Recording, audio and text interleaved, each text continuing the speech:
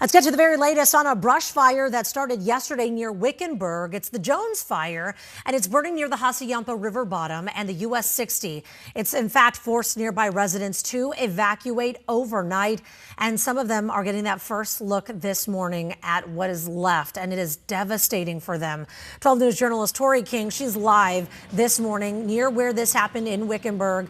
I mean, Tori, I know you spoke to some neighbors who out there who are going and seeing now that their belongings, everything that are their personal effects, I mean, they're just gone.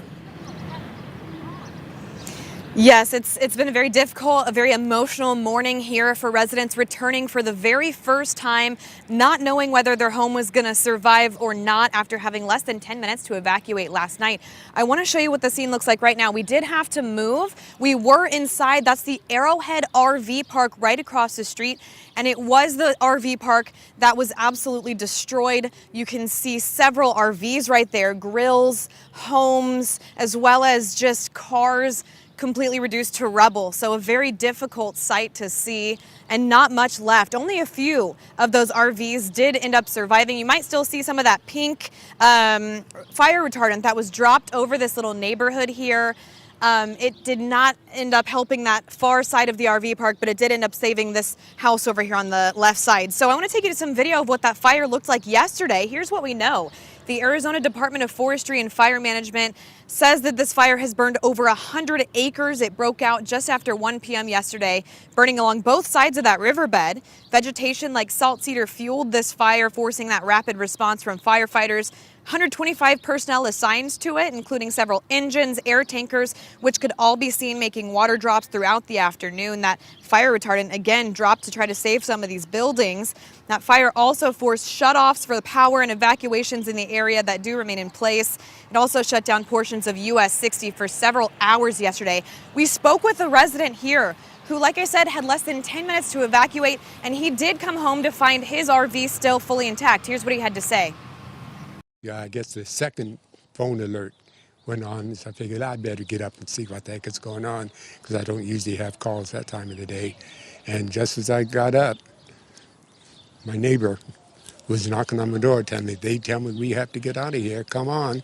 So what can I say? It's just one of the lucky ones, one of the blessed ones.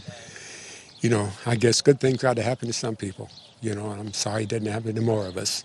I was going to say, any message to your neighbors who are now picking up the pieces? Only that I'm Ron, I'm in Space 4, and if there's anything I can do to help you, kick the door in.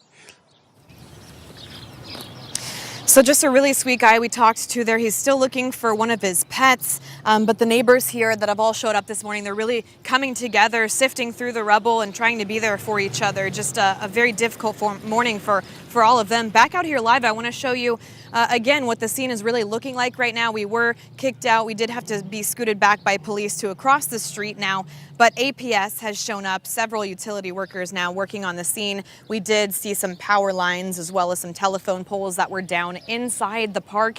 You can see, looks like some firefighters here walking through with their gear. We did see some of those hot spots there inside that RV park while we were walking through. So I'm sure they're coming in to just kind of sweep through, make sure no spot fires pop up. But wow, there's a lot of them here this morning. You can see definitely heading inside that area with a purpose. So of course we're going to stay out here for the next several hours, and we'll bring you the very latest as soon as we get it. But you know, anyone who really has experience living in an RV or in an RV park will understand, you know, these things, they have individual power boxes. They also have propane tanks, you know, 2 to 3 per RV. You know, from my experience alone, ours had 2 propane tanks. And so when things like that catch on fire, they can explode, and it makes for a really dangerous situation. So devastating for these neighbors here. But so far not hearing any injuries. So truly best case scenario in terms of nobody getting injured. But again, a very difficult morning for these residents here. So that's the very latest here in Wickenburg at the Arrowhead RV Park. I'll send it back to you guys. All right, Tori, thank you so much. Just interesting to see the crew showing up there behind you. You know, just from covering these wildfires here in our state over, you know, the decade or so.